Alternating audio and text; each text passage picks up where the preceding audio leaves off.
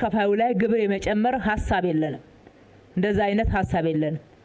ግብር መሰረቱ መስፋት አለበት። ከተማዋ በራሷ ገቢ የምትተዳደር ከተማ ከመሆኑ አንፃር በትክክል ገቢን መሰብሰብን አጠናክረን ነው የምንቀጥለው። ፍትሃዊነትን ማስፈንን አጠናክረን ነው የምንቀጥለው። ለውጡን ግን ፈጣን እንዲሆን ያደረገው የመሶብ አንድ ማዕከል አገልግሎት ነው። እሱን በ11ዱም ክፍለ ከተማ ላይ የማዳረስ ስራችን በፍጥነት ይሄዳል። ምናልባት ከ15 ቀን እስከ 1 ወር ባሉት ጊዜያቶች ሁለቱን እንጨምራለን። ቀጥሎ ያሉትን ደግሞ እስከ ሚያዝያ ባለው ጊዜ ወደ ተግባር እናስገባለን። የተሟላ አገልግሎት ለህዝባችን መስጠት እንዲሁም የሞባይል አገልግሎቱንም የማስጀመር እቅዶቻችንን ተግባራዊ እናደርጋለን። ተመልካቾቻችን ቀደም ሲል የሰማችሁት ድምጽ ከንቲባ አዳነች አቤቤ ለምክር ቤቱ ካቀረቡት የ6 ወራት አፈጻጸም ሪፖርት ከሰጡት ማብራሪያ የተወሰደ ነው። የአዲስ አበባ ምክር ቤት 5ኛ ዓመት ሁለተኛ መደበኛ ጉባኤም የአዲስ አበባን ከተማ የይግባኝ ሰሚና የመጀመሪያ ደረጃ ፍርድ ቤቶች ዳኞችን ሹመት በማጽደቅ ተጠናቋል። ዜናዎቻችንም በአብዛኛው በምክር ቤት ጉባኤው ላይ ያተኮሩ ነው የሚሆኑት። ጤና ይስጥልን ተመልካቾቻችን እንደምን አምሽታችኋል። ከአዲስ ሚዲያ ኔትወርክ ኤኤምኤን በቀጥታ የሚተላለፍላችሁን ኤኤምኤን 247 ምዕራፍ 2ን ይዘን ቀርበናል። ኤኤምኤን 247 ምዕራፍ 2ን ከመላው ስቱዲዮ አጋሮች ጋር በቀጥታ ስርጭት ወደ እናንተ እያደረስን ኢየሩሳሌም ወሰንየለህኔም ንጉሱ በቃሉ በምልክት ቋንቋ አማራ እያሌው አብረናችሁ የምናመሽ ነው የሚሆነው። አጫጭር መረጃዎችን ቀዳሚ እናደርጋለን። አብራችሁን አምሹ። ጠቅላይ ሚኒስትር ዶክተር አብይ አህመድና ቀዳማዊት እመቤት ዝናሽ ታያቸው ወሎ ኮምቦልቻ ገቡ። ጠቅላይ ሚኒስትር አብይ አህመድና ቀዳማዊት እመቤት ዝናሽ ታያቸው በወሎ ኮምቦልቻ የተለያዩ የልማት ስራዎችን እንደሚጎበኙ ይጠበቃል። ጠቅላይ ሚኒስትር አብይ አህመድና ቀዳማዊት እመቤት ዝናሽ ታያቸው ወሎ ኮምቦልቻ አውሮፕላን ማረፊያ ሲደርሱ በኮምቦልቻ የመንግስት የስራ ኃላፊዎች፣ በሃይማኖት አባቶችና በከተማው ነዋሪ ደማቅ አቀባበል ተደርጎላቸዋል። ዘገባው የጠቅላይ ሚኒስትር ጽህፈት ቤት ነው።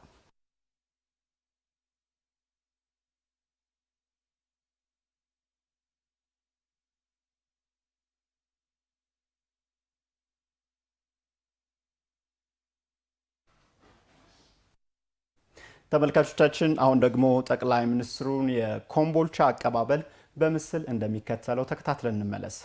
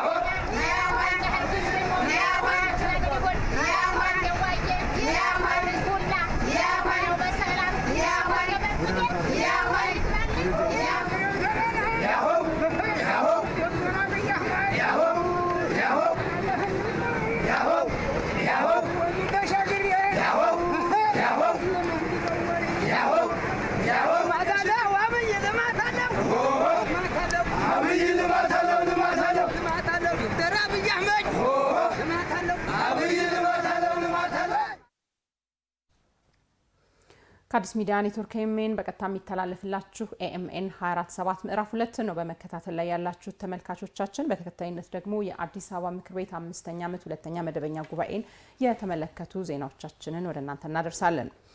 ባለፉት 6 ወራት የከተማዋን የመሰረተ ልማት አቅርቦት ለማሻሻል በመንገድ ግንባታና ማስፋፊያ፣ በተርሚናል ግንባታና በኮሪደር ልማት ሰፊ ስራ መሰራቱ ተነገረ።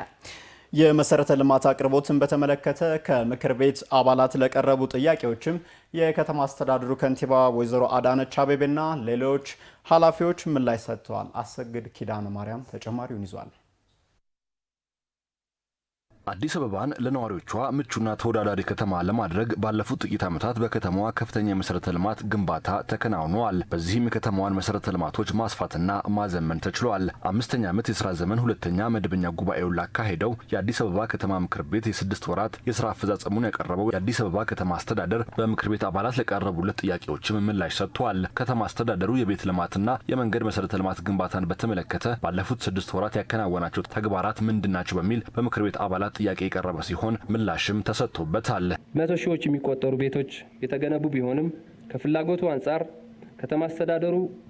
የከተማ አስተዳደሩን አቅም ባገናዘበ መልኩ ምላሽ ለመስጠት እየተሰሩ ያሉ ስራዎችና እየተደረጉ ያሉ ርብርቦችን በተመለከተ ማብራሪያ ቢሰጥ። እስካሁን ድረስ በ5ቱ ሞዳሊቲዎች ብቻ ወደ 98,000 የሚሆኑ ቤቶች ግንባታ የተጀመሩ ናቸው።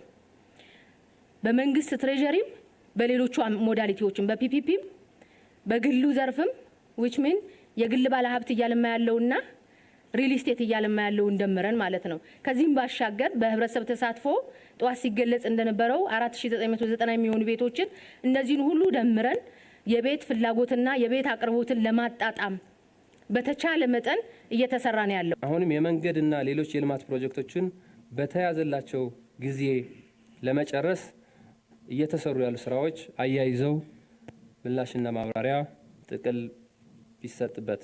የአዲስ አበባ የመንገድ ሽፋን ከተማውን አይመጥንም።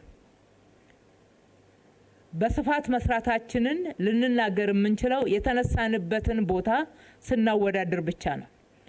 ከዛ ውጪ ከተማዋ ሊኖራት የሚገባውን የመንገድ ሽፋን ስንመለከት ግን ከዚህ በላይ በርካታ ስራዎች እንዳሉን አይተን አውቀን በዛ ልክ አቅደን እየሰራን ነው።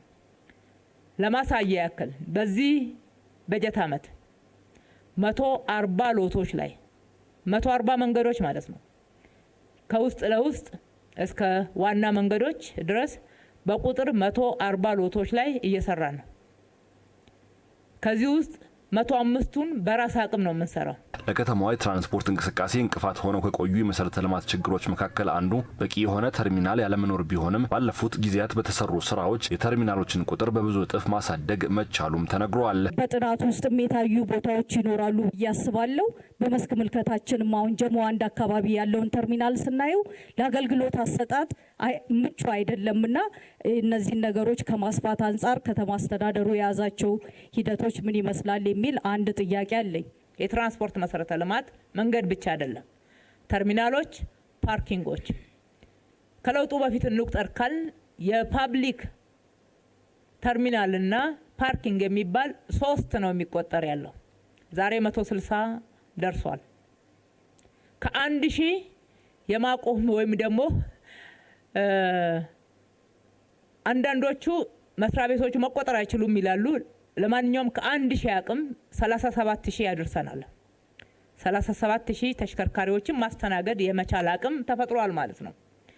ይሄ እንዳለ ሆኖ የጀሞ አንድ ተርሚናል ያለበት ችግር ተጠቁሟል። እናጠናውና ለይተን ችግሩን ለመፍታት ደግሞ እንሰራለን። በከተማዋ የተለያዩ አካባቢዎች የተከናወኑት የኮሪደር ልማት ስራዎች ወደ ሌሎች አካባቢዎች ተደራሽ እንዲሆኑ ምን እየተሰራ ነው የሚል ጥያቄ በምክር ቤት አባላት የቀረበ ሲሆን የአዲስ አበባ ከተማ አስተዳደር ከንቲባ ወይዘሮ አዳነች አቤቤም ምላሽ ሰጥተውበታል። ኮሪደሩን ልማቱ ያልደረሰባቸው ሌላኛው የከተማ ገጽታዎች ውስጥ መቼ ነው የሚደርሰው የሚል ጥያቄ አለኝ። በጣም ቪዚብል ነው ለውጡ። የኮሪደር ልማቱ በተሰራባቸው አካባቢዎች ማታ እየሄዱ ኮሪደር ልማቱ ያልደረሰባቸው አካባቢ ሲባል ሌላ ሀገር ሌላ ሴንቸሪ ውስጥ ያሉ የሚመስሉ አካባቢዎች አሉ። ስለዚህ እነዚህን በማዳረስ ህብረተሰቡ ከዚህ ከልማቱ ከፍትሃዊነት ተጠቃሚ እንዲሆን በማድረግ መሰራት አለበት የሚል አለኝ። አሁንም ልማት ያልደረሰባቸው አካባቢዎች፣ መንደሮች፣ ወረዳዎች በአንጻራዊነት ተቀራርበዋል፣ እኩል ሆነዋል ማለት ስለማይቻል ጥያቄው በዚህ አይን እየታየ የሚመለስ ነው የሚሆነው። ስለዚህ ለግንዛቤ እንዲሆን ለዘመናት ሳይመለሱ የተወዘፉ ጥያቄዎችን ሁሉ መልሰናል ማለት አይቻልም። እንደዛም በአንድ ጊዜ አይቻልም። በካፒታልም በጊዜም እንወሰናለን።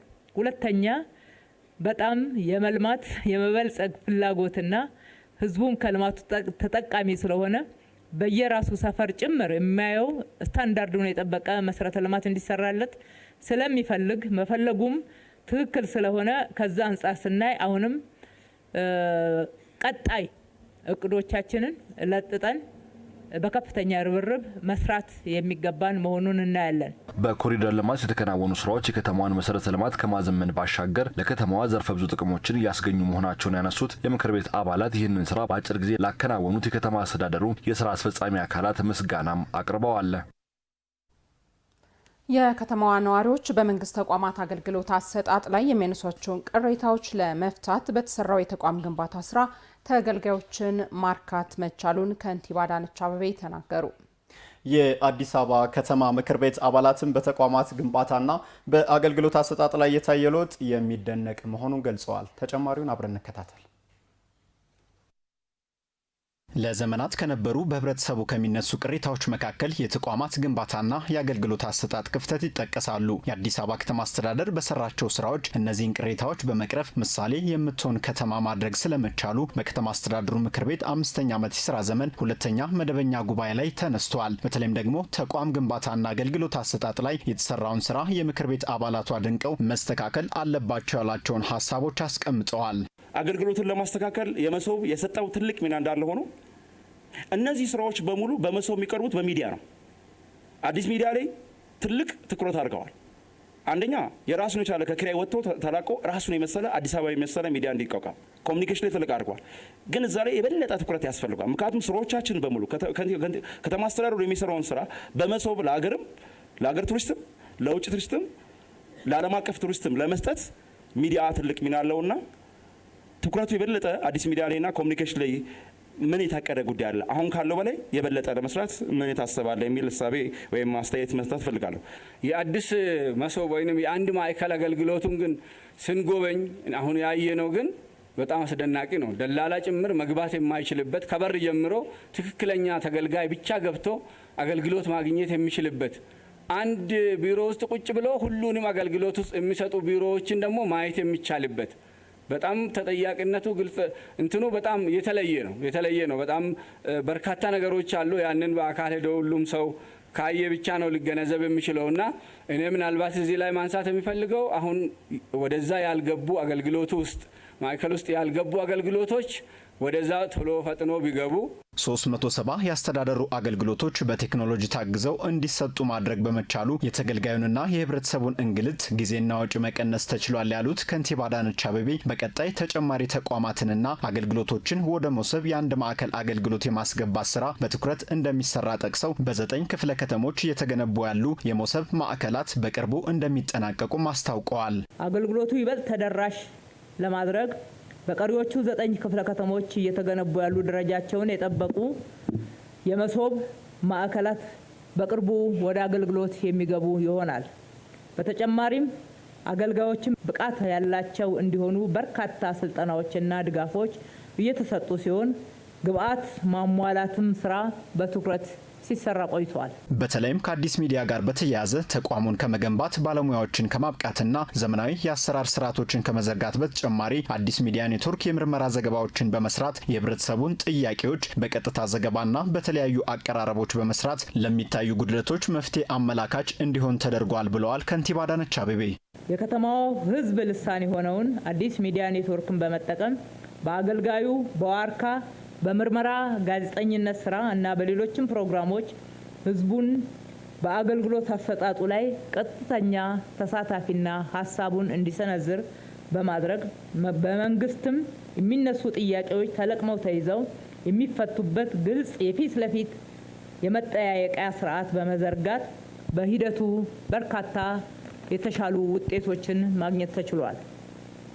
ለአብነትም በአገልግሎቱ በአገልጋዩ የቀጥታ ስርጭት የቴሌቪዥን ፕሮግራም የተቋም አመራሮች የህዝቡን አገልግሎት አሰጣጥ ቅሬታ በቀጥታ ስርጭት እንዲያዳምጡና አዳምጠው እንዲፈቱ የተደረገ ሲሆን በዚህ በሚዲያ የተነሱ የተገልጋዩ ጥያቄዎች መካከል 86 እጅ የሚሆኑት ጥያቄዎችና ጥቆማዎች ትክክለኛ ሆነው በመገኘታቸው ሙሉ በሙሉ እንዲሁም በከፊል መፈታታቸውን በመስክ ምልከታ ወቅት ማረጋገጥ ችለናል። አገልግሎት ሰጪ ተቋማት ለተገልጋዮችና ለአገልጋዮች ምቹ የሆኑ ዘንድ የተሰሩ ስራዎች እንዳሉ ሆነው በቀጣይም ይህንን ተግባር ከተማ አስተዳደሩ አጠናክሮ እንደሚቀጥል በአዲስ አበባ ከተማ አስተዳደር ምክር ቤት 5ኛ ዓመት የሥራ ዘመን 2ኛ መደበኛው ጉባኤ ላይ ተጠቅሷል።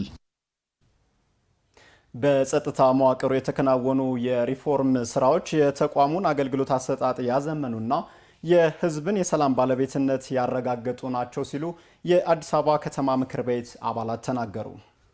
በየጊዜው የሚሞከሩ የጥፋት ሙከራዎችን በማክሸፍ የሰላም ተምሳሌት የሆነች ከተማን መፍጠር ተችሏል ነው ያሉት ሪፖርተራችን ታምሩ ደምሴ ዝርዝር አለው።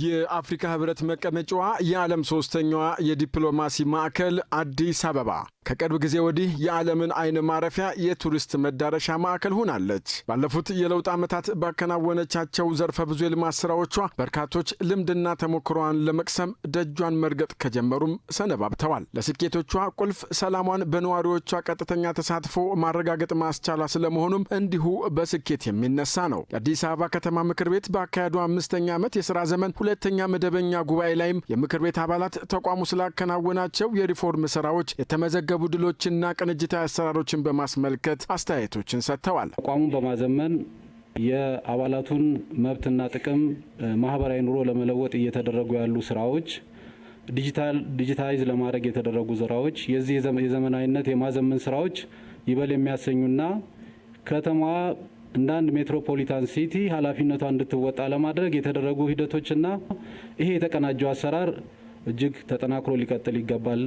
ባህላዊና ሃይማኖታዊ በዓላት እሴቶቻቸውን ጠብቀው በሰላም እንዲከበሩ በማድረግ ውጤታማና ስኬታማ ስራዎች ተሰርተዋል።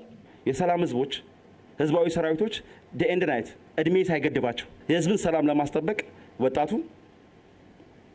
ጎልማሳው ኢቭን ህጻናቶች እንኳን ሰላም ምን ያህል እንደሚያስፈልግ አየሩን እየሳወት ነውና ይሄን ስራ ለሰሩት አካላቶች ላመሰግን ወዳለሁ። ጥንካሬው ከፍ ብሎ በተደመጠበት የምክር ቤት ውሎ አልፎ አልፎ በጸጥታ መዋቅር ውስጥ ተመሽገው አሉታዊ ተግባራትን የሚያከናውኑ አንዳንድ ስነ ምግባር የጎደላቸው ባለሙያዎችም እንዳሉ በምክር ቤቱ አባላት ተነስቷል። ህገወጥ የሰዎች ዝውውርን በተመለከተም ትኩረት እንደሚገባው በምክር ቤት አባላት ዘንድ ተጠቁሟል። አንድ ሁለት ቦታ ላይ በሚፈጠረው ችግር የፖሊስ አጠቃላይ ስም የሚጎድፍበትና እንዲህ የሆነ ነው ፖሊስ እንዲህ ያደረገ ነው የሚል ሰዎች የግንዛቤም ችግር ሊሆን ይችላል አሉና ቁጥጥርና ክትትሉ በምን መልኩ ነው ታች ድረስ መንደር ውስጥ ሁሉም ጋር ህብረተሰቡ ጋር ደርሶ የሚሰሩ የሚመሰገኑ የፖሊስ ኦፊሰሮች እንዳሉ ሁሉ ቅሬታ የሚነሳባቸው መኖሩን ግን በተደጋጋሚ ሰምቻለሁ። እዚህ ላይ ምንድነው እየታየ ያለው? የጎረቤት አገራት ዜጎችና ከተለያዩ የሀገራችን አካባቢዎች የተሻለ ኑሮ ፍለጋ ወደ ከተማችን በስፋት የሚገቡበት ሁኔታ ተፈጥሯል። ከዚህ ጋር በተያያዘ በከተማ አስተዳደሩ የልማትም ሆነ የጸጥታ ጉዳዮች ላይ ጫና እየፈጠረ በመሆኑ ችግሩን ከስር መሰረቱና በዘላቂነት ለመፍታት ከሚመለከታቸው አካላት ጋር በቅንጅት እየተሰሩ ያሉ ስራዎች ማብራሪያ ቢሰጥባቸው። ይህንና መሰል አስተያየቶችና ጥያቄዎችን ያስተናገደው ምክር ቤቱ ለተነሱ ሀሳቦች ምላሽና ማብራሪያ ዘርፉን በሚመሩ ከፍተኛ የስራ ኃላፊዎች ተሰጥቶባቸዋል። የውጭ ሀገር ዜጎችን በሚመለከት ህጉን ተከትለው በርካታ ስራዎች ነው የሚሰሩት። በህጉ መሰረት ከኢሚግሬሽን፣ ከፌዴራል ፖሊስ፣ ከነዚህ ስደተኞች ከሚመለከታቸው ተቋማትና ከሌሎች ባለድርሻ አካላት ከተማ አስተዳደሩም ሰላምና ጸጥታ ጋር በመሆን እንዲየለየን ህጋዊ እና አስተዳደራዊ እርምጃዎች እየተወሰዱ ነው። በጥፋት ውስጥ የሚሳተፉ አባላት ሲኖር በአመት የምንሰራው የማጥራት ስራ እንዳለ ሆኖ ተከታታይ በሆነ መንገድ ጠንካራ የሆነ የአስተዳደራዊ እርምጃ የምንወስድበት ህጋዊ እርምጃ የምንወስድበት ስርዓት ስላለን በዚህ 6 ወር ብቻ ወደ 104 በዚህ መንገድ ችግር ውስጥ የገቡ በከባድ ዲሲፕሊን ከሰራዊቱ እንዲሰናበቱ አድርገናል ማለት ነው። ስለዚህ ይሄ ስራ ተጠናክሮ ነው የሚቀጥለው ስራ ነው። ግንባታውን በአንድ በኩል በሌላ መንገድ ደግሞ በዲሲፕሊን ተጠያቂ የሚያደርጋቸው አካላት ኦፊሰሮች ላይ አመራሩም ላይ በዚህ መንገድ ቀጣይነት ያለው ስራ እየተሰራ እንደሆነ ለማንሳት ነው። የአዲስ አበባ ከተማ ከንቲባ ወይዘሮ አዳነች አበቤም በዘርፉ ከፍተኛ የሆነ ለውጥ እየተመዘገበ እንደሚገኝ አንስተው የስነ ምግባር ጉድለት የሚያሳዩ ባለሙያዎችን ለማረም ሰፊ ስራዎች እየተከናወኑ እንደሚገኙ ገልጸው ተጠያቂነትን የሚያሰፍን አሰራር መዘርጋቱንም ለምክር ቤት አባላት አብራርተዋል። ለአዲስ አበባ ፖሊስና ለሰላምና ጸጥታ ተቋማትም የሰጣችሁትን እውቅና ጥሩ ነው እያልኩኝ ለምንድነው በእነኚህ ተቋማት ላይ እውነቱን ለመናገር ሌሊትም ቀንም የኮሪደር ነው እንጂ ብዙ ጊዜ ሌሊትም ቀንም እየተባለ የሚነሳው ሁሉ ጊዜ ሌሊትም ቀንም ቆመው ነው የሚሰሩት፣ ቆመው ነው የሚጠብቁት፣ ዋጋ ነው የሚከፍሉት። በስነ ምግባር ከማነጽ አንፃር የአገልጋይነት መንፈስ በተሟላ ሁኔታ ከማልበስ አንፃር ከማላበስ አንፃር ቀጣይነት ያለው ስራ ይሰራል። በአዲስ አበባ ከተማ ገቢ በማሳደግና የተገኘ ገቢን በትውልድ ተሻጋሪ ልማቶች ላይ በማዋል በኩል ባለፉት 6 ወራት ተጨባጭ ውጤት መመዝገቡን የአዲስ አበባ ከተማ ከንቲባ አዳነች አቤቤ ተናገሩ። በአዲስ አበባ ከተማ የምክር ቤት ውሎ ገቢንና አጠቃቀምን በተመለከተ የተነሱ ጥያቄዎችንና የተሰጡ ምላሾችን ዘጋቢያችን ተመስገን ይመር እንደሚከተለው አሰናድቶታል። አብረን እንከታተል።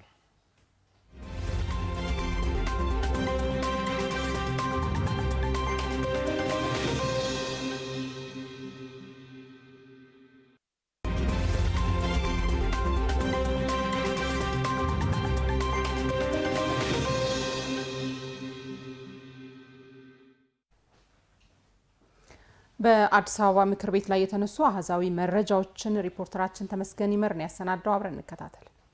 የአዲስ አበባ ከተማ አስተዳደር ምክር ቤት የአዲስ አበባ ከተማን የ6 ወራት አፈጻጸም ገምግሟል። አዲስ አበባ ባለፉት 6 ወራት 95% እና ከዛ በላይ ስኬታማ ጉዞዎችን አድርጋለች። ለመሆኑ የአዲስ አበባ ከተማ የባለፉት 6 ወራት አጠቃላይ ጉዞዎቿ በቁጥር እንዴት ይገለጻሉ? ወደ እናንተ እናድርሳቸው። ከመሰረተ ልማት አንጻር አዲስ አበባ ከተማ ባለፉት ወራት በርካታ ስኬታማ ጉዞዎችን አድርጋለች። ፕሮጀክቶችን ማጠናቀቅ ላይ የተመዘገቡ ስኬቶችም እንደዚሁ ጉልህ ተደርገው የሚወሰዱ ናቸው። 12232 ፕሮጀክቶች ስኬታማ የሚባል ጉዞውን አድርገው ተጠናቀዋል። ይህ ደግሞ ከእቅድ አንጻር ከ100% እና ከዛ በላይ የተሻገረ ነው።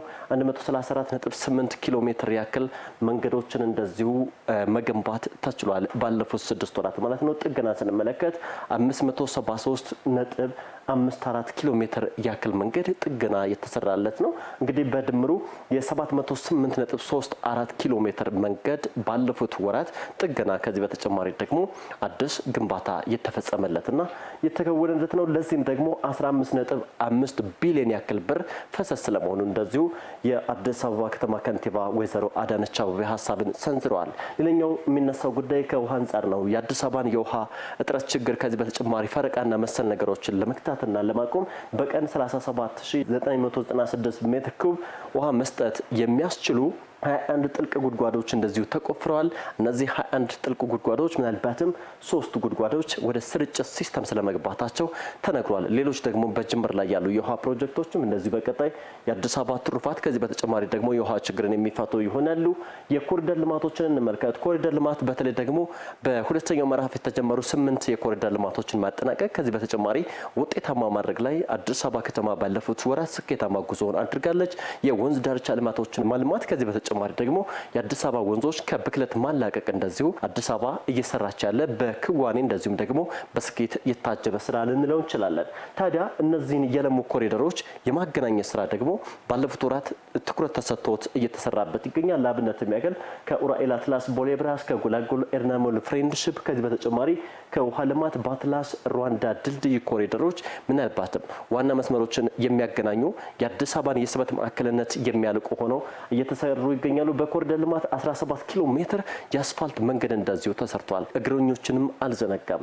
ለዚህም ደግሞ 34 ኪሎ ሜትር የእግረኛ መንገድ ተገንብቷል። ከቤት ልማት አንጻር እንመልከት። የቤት ልማትን ስንመለከት ምናልባትም አዲስ አበባ የቤት አቅርቦትና ፍላጎትን ለማመጣጠን ባለፉት ወራት በርካታ ስራዎችን ሰርታለች። በአመት 100 ሺና ከዛ በላይ ቤቶችን ለመገንባት እቅድ ተይዟል። እነዚህ 100 ሺህ ቤቶች ደግሞ የሚገነቡት በመንግስት በግሉ ዘርፍ ከዚህ በተጨማሪ በሪል ስቴትና በማህበራት በተደራጁ ማህበራት እንደዚሁ እውን የሚሆኑ ናቸው። ታዲያ 97 ሺህ የሚያክሉ ቤቶች ደግሞ ግንባታቸው እየተከወነ ስለመሆኑ የአዲስ አበባ ከተማ ከንቲባ ወይዘሮ አዳነች አቤቤ ሀሳብን ሰንዝረዋል። ምናልባትም ቤቶቹ ሲጠናቀቁ የአዲስ አበባን የቤት አቅርቦት እንደዚሁም ደግሞ ፍላጎትን የማመጣጠን ስራም ይሰራሉ ተብሎ ይጠበቃል። ሌላኛው የምንመለከተው አገልግሎት አሰጣጥ ነው። 23 አዳዲስ አገልግሎቶች በቴክኖሎጂ ተደግፈዋል። በድምሩ ደግሞ 370 አገልግሎቶች በዚህ ሰዓት በቴክኖሎጂ የታገዘ ሆነዋል። ይህ ምን ማለት ነው?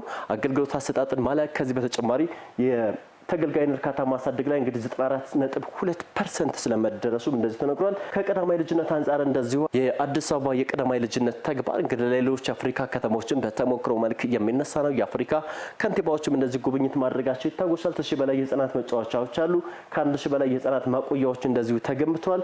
በሌላ መልኩ ደግሞ በካዛንቺስ 5 ሄክታር መሬት ላይ የህፃናት ዓለም እየተገነባ ነው። ከገቢና ወጪ አንጻር የተሰሩ ስራዎችን ደግሞ እንመልከት። አዲስ አበባ ከተማ እንግዲህ ባለፉት 6 ወራት ብቻ 162.72 ቢሊዮን ብርን ሰብስባለች። ይህ ምን ማለት ነው? የቅዱ ሲታይ 92.4 በመቶ ማሳካት ተችሏል። ከባለፈው ወይም ደግሞ ካምናው ተመሳሳይ ወቅት ጋር ሲነጻጸር ደግሞ 51.12 ቢሊዮን ብር ብልጫ ያለው በፐርሰንት ሲለካ ደግሞ 45.8 በመቶ እድገት እንዳሳየ እንደዚሁ መረጃዎች ያመለክታሉ። ከንግድ እንደዚሁም ደግሞ ከገበያ ማረጋጋት አንጻር የተሰሩ ስራዎችን ደግሞ እንመልከት። የቅዳሜና እሁድ ገበያዎች 245 እና ከዛ በላይ ተሻግረዋል። 7400 መደበኛ የሆኑ አነስተኛ ንግዶች ወደ ስራ ገብተዋል። ከዚህ በተጨማሪ 12139 ጥፋተኛ የሆኑ ነጋዴዎች ወይ ደግሞ ህገወጥ ንግድን የሚከውኑ ሰው ሰራሽ የዋጋ ንረት የሚያመጡ ሰዎች ደግሞ እርምጃ እንደተወሰደባቸው መረጃዎች ያመለክታሉ። ከበጎ ፈቃድ አንጻር እንመልከት። እንግዲህ አዲስ አበባ እነዚህ ልማቶች ስትሰራ ወይም ደግሞ ስኬታማ ጉዞዎችን ስታደርግ በመንግስት በጀት ከዚህ በተጨማሪ በጎ ፈቃደኞችን ማስተባበርና ማስተሳሰር ላይ በርካታ ስኬታማ ስራዎች ይሰራሉ። 15 ቢሊዮን 336 ሚሊዮን 901,398 የሚያክል ብር ከህዝብ እየተሰበሰበ ለህዝብም ጥቅም የዋለ ነው። 4990 የአቅመ ደካማ ቤቶች፣ 81 ኪሎ ሜትር ኮብልስቶን፣ 35 የውስጥ ለውስጥ መንገድ እንደዚሁም ደግሞ 35,000 ነዋሪዎችን በቀን አንድ እንደዚሁ እየተመገቡ ይገኛል። ይህ ምን ማለት ነው? አዲስ አበባ የምትሰራቸው እያንዳንዱ ልማቶችና ስራዎች ከሰው ተጠቃሚነት ከዚህ በተጨማሪ ህይወትን መቀየርና በህይወት ላይ ለውጥ ማምጣት ላይ ትኩረት እያደረጉ ስለመሆኑ እንደዚሁ ማሳያዎች ናቸው። እነዚህ ቁጥሮች ምናልባትም በ6 ወር የተፈጸሙ ግን ደግሞ አዲስ አበባን ስኬታማ ጉዞ ላይ እንድትሆን ያስቻሉ ናቸው። አጠቃላይ ቁጥራዊ ማስረጃዎች የተከታተላችሁትን ይመስል ነበር። አመሰግናለሁ። የከተማ አስተዳደሩ ለማህበራዊ ዘርፍ ልዩ ትኩረት ሰጥቶ እየሰራ መሆኑን የአዲስ አበባ ከተማ ከንቲባ ወይዘሮ አዳነች አቤቤ ገለጹ። የአዲስ አበባ ምክር ቤት ባካሄደው 5ኛ ዓመት የስራ ዘመን 2ኛ መደበኛ ጉባኤ በትምህርትና በጤናው መስክ እየተሰሩ ያሉ ስራዎችን በተመለከተ ከምክር ቤት አባላት ለተነሱ አስተያየቶችና ጥያቄዎች ከንቲባዋ ምላሽና ማብራሪያ ሰጥተዋል። ጸጋ ታደለ። አዲስ አበባ በሁሉም መስክ ለነዋሪዎቿ ተስማሚ ትሆን ዘንድ የሚሰሩ የተለያዩ የልማት ስራዎች የከተማዋን የብልጽግና ጉዞ የሚያሳዩ መሆናቸውን የአዲስ አበባ ምክር ቤት አባላት በምክር ቤቱ 5ኛ ዓመት የስራ ዘመን 2ኛ መደበኛ ጉባኤ ላይ አንስተዋል። በተለይ የከተማ አስተዳደሩ ለማህበራዊ ዘርፍ በሰጠው ከፍተኛ ትኩረት በትምህርትና በጤናው መስክ የሚታይ ውጤት ስለመመዝገቡም ጠቁመዋል። የከተማ አስተዳደሩ ከፍተኛ ትኩረት ከሰጠባቸው ዘርፎች መካከል አንዱ የሆነው የትምህርት ዘርፍ ሲሆን ትምህርት በነጻ በጥራት እና በፍትሃዊነት ተደራሽ ለማድረግ የተማሪዎች ምገባንና የትምህርት ቁሳቁሶችን በስፋት በማሟላት እንዲሁም የጤና ተቋማት ግንባታዎችን በማካሄድ የሕክምና መሳሪያዎችን በማሟላት አገልግሎቶችን ተደራሽ ማድረግ ችለዋል። የተማሪዎች ምገባንና የከተማችን የጤና ቢሮ የጤና መድን ተደራሽነትን ለማስፋፋትና በአዳዲስ የልማት አካባቢዎች የጤና ተቋማትን ለመገንባት እያደረገ ያለው ጥረትና በተለይ ዝቅተኛ ገቢ ያላቸውን ነዋሪዎች የሕክምና ዋስትና እንዲያገኙ በማድረግ ረገድ ትልቅ ረፍት ሰጥቷል የሚል እምነት አለኝ። በጤና ተቋማት ያለው የሕክምና ግብዓትና የመድኃኒት አቅርቦትን ለማሻሻል ምን እየተሰራ ነው የሚለው በምክር ቤቱ የተነሳ ጥያቄ ነው። በየጤና ተቋማቱ ነባር ጤና ተቋማትም አዲስ ጤና ተቋማት የተገነቡትን ጨምሮ በቂ ሕክምና መሳሪያዎች እንዲኖራቸውና በቂ የመድኃኒት አቅርቦት እንዲኖራቸው ከማድረግ አንጻር እየተሰሩ ያሉ ስራዎች ቢገለጹ።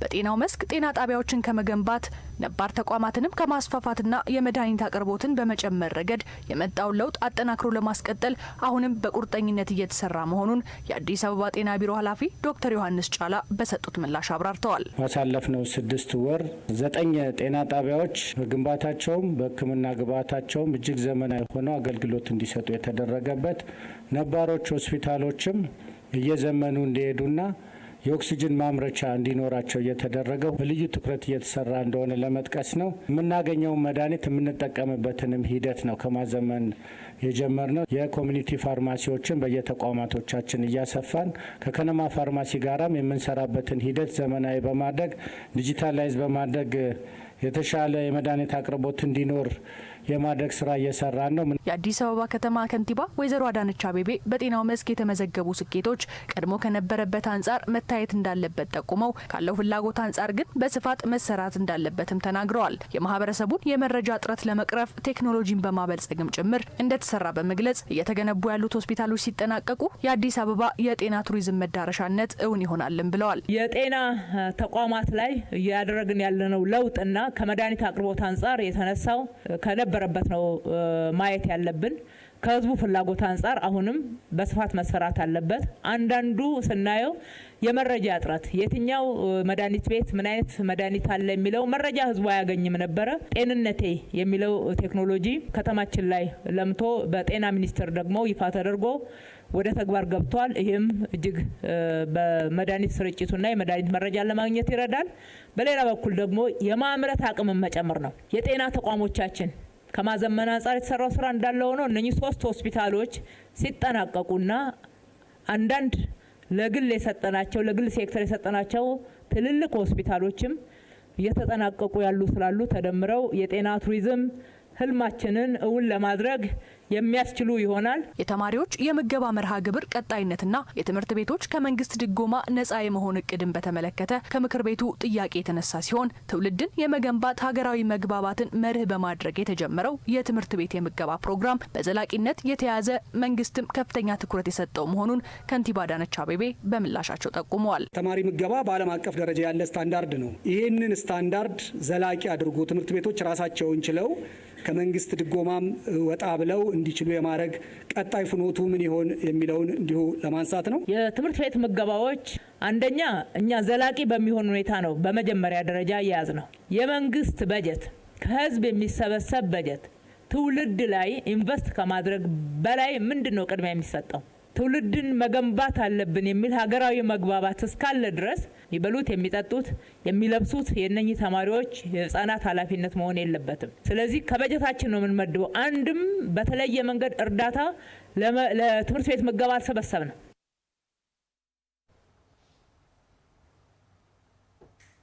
የአዲስ አበባ ከተማ አስተዳደር ገቢን በስርዓት የመሰብሰብና ፍትሐዊነትን የማስፈን ስራን አጠናክሮ እንደሚቀጥል የአዲስ አበባ ከተማ ከንቲባ ወይዘሮ አዳነች አቤቤ ተናገሩ።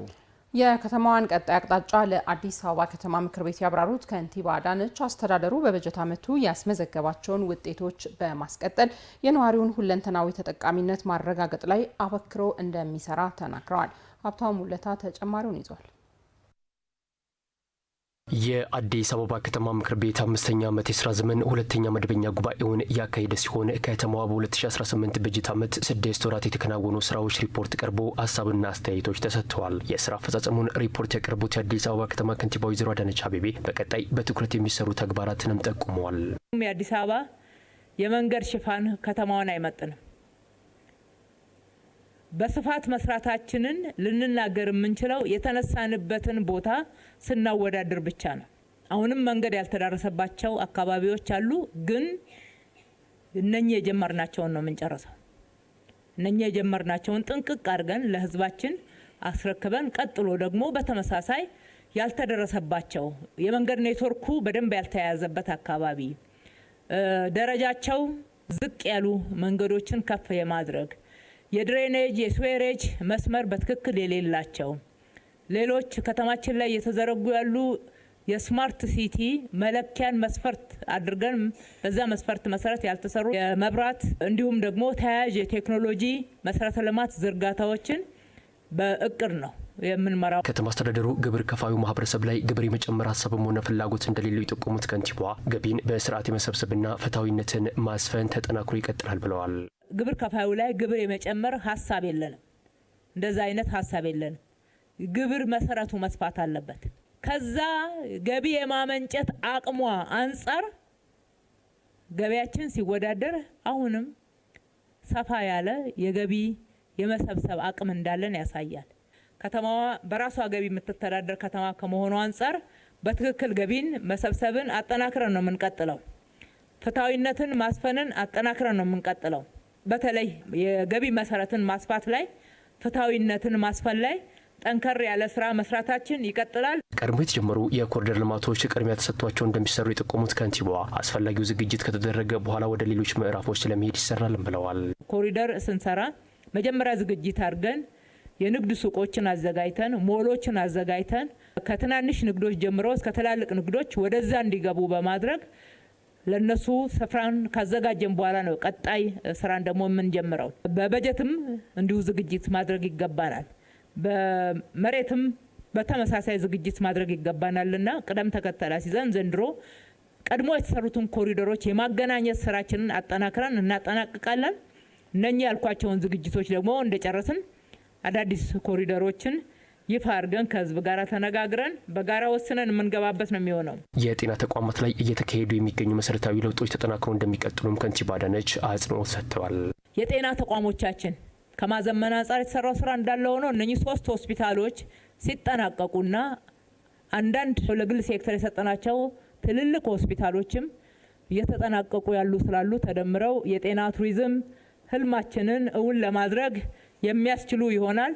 እጅግ በጣም ዘመናዊ አገልግሎት መስጠት እንዲችሉ በፓብሊክ ፕራይቬት ፓርትነርሺፕ፣ በሌላ በኩል በራሳችን አቅም ደግሞ የመሰረተ ልማት የግብአት የጤና መሳሪያዎችን የማሟላት በሌላ በኩል ደግሞ የጤና ባለሙያዎችን የማዘጋጀት ስራ ግብረ ኃይል ወይም ደግሞ ቦርድ ተቋቁሞ እየሰራ አለ። አገልግሎት አሰጣጥ ላይ ተጨባጭ ለውጦች መምጣታቸውን የገለጹት ከንቲባ አዳነች ለውጡን በተሻለ ደረጃ ለማስቀጠል በሁሉም ክፍለ ከተሞች አዲስ መሶብ የአንድ ማዕከል አገልግሎትን ማስፋት ላይ በትኩረት እንደሚሰራ አብራርተዋል። ለውጡን ግን ፈጣን እንዲሆን ያደረገው የመሶብ አንድ ማዕከል አገልግሎት ነው። እሱን በ11ዱም ክፍለ ከተማ ላይ የማዳረስ ስራችን በፍጥነት ይሄዳል። ምናልባት ከ15 ቀን እስከ 1 ወር ባሉት ጊዜያቶች 2ቱን እንጨምራለን። ቀጥሎ ያሉትን ደግሞ እስከ ሚያዝያ ባለው ጊዜ ወደ ተግባር እናስገባለን። የተሟላ አገልግሎት ለህዝባችን መስጠት እንዲሁም የሞባይል አገልግሎቱንም የማስጀመር እቅዶቻችንን ተግባራዊ እናደርጋለን። ከተማዋን ተወዳዳሪ ለማድረግና የዜጎችን ሁለንተናዊ ተጠቃሚነት በሁሉም ረገድ ለማረጋገጥ በትኩረት እንደሚሰራም ተመላክቷል። ከአዲስ ሚዲያ ኔትወርክ ኤኤምኤን በቀጥታ የሚተላለፍላችሁን ኤኤምኤን 24/7 ምዕራፍ 2 ነው በመከታተል ላይ ያላችሁት ተመልካቾቻችን። ዜናዎቻችን አሁንም ወደ እናንተ መድረሳቸውን እንደቀጠሉ ናቸው። አሁን ደግሞ ከአዲስ አበባ ምክር ቤት ጉባኤ ወጣ ወዳለው ዜናችን እናመራለን። በገበታ ለሸገር ለሀገርና ለትውልድ መርሃ ግብሮች የሀገርን በጎ ገጽታ በማጉላት የቱሪዝም ፍሰቱ እንዲጨምር እያደረጉ መሆናቸው ይነገራል። ለመሆኑ በጠቅላይ ሚኒስትር ዶክተር አብይ ሀሳብ አመንጭነት የተወለደው ይህ ትልቅ ስራ ከጅማሮ እስከ ዛሬ በሀገር ደረጃ ምን ፋይዳ መጣ የሚለውን ዘጋቢያችን አፈወርቅ አለሙ በወፍ በረር እንደሚከተል ያስቃኘናል። ታሪካዊ ቀን መሪ ከክብር ቦታ ወርዶ ዜጋን አክብሮ ሀገርንም ከፍ ሊያደርግ በደጅ ቆሟል። ወርሃ ግንቦት 2011 ዓ.ም አዲስ አበባን የሚያፈካ ለአዲስ ገጽታን የሚያላብስ መለከት ተነፍቷል። ይህች ቀን አዲስ አበባን የስሟን ልክ የሚያጎናጽፋት ዘመናዊ ፍቄ ቀን ሆና በጠቅላይ ሚኒስትር አብይ አህመድ ለዜጎች ጥሪ ቀረበ። በራት ግብዣ በዜጎች የተባበረ ክንድ ዘመን የተሻገረ ቁጭት ሊፋቅ አዲስ አበባን ከሞገስ ጋር ለቀጣይ ትውልድ የማሸጋገሪያ ዕለት ሆነች።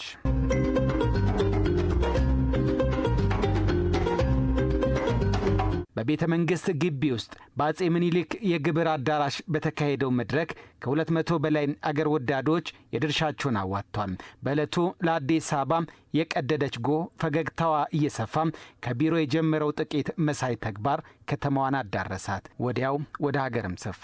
የገበታ ለሀገር ዋነኛ ዓላማ የተለያዩ ባለድርሻ አካላት እውቀታቸውን ገንዘባቸውንና ጉልበታቸውን አዋጥተው ከአዲስ አበባ ባሻገር በክልል ከተሞች ለቱሪስት መስህብ የሚሆን የስራ ዕድል የሚፈጥር የኑሮ ዘይቤያችን የሚያዘምን የሚያሻሽል አዳዲስ ስራዎች መስራት ይቻላል።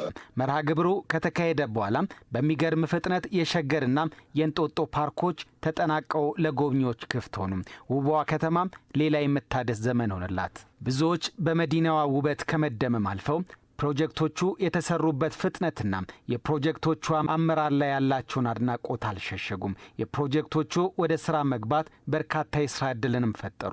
እንዲሁም የአገልግሎት ዘርፍ ኢኮኖሚ እንዲያድግም ከማስቻል ባለፈም የከተማይቱን ገጽታ መቀየር እንደሚቻል በማሳየት በቀጣይ ሌሎች ግዙፍ ፕሮጀክቶች እንዲከናወኑም መንገድ ጠረጉም። እነዚህ ተግባራት የፈጠራ ክህሎት ማነቃቃትንና በአጭር ጊዜ ውስጥ ዓላማ ያላቸውን እቅድ አቅዶ የመፈጸም አቅም ታይቶባቸዋል።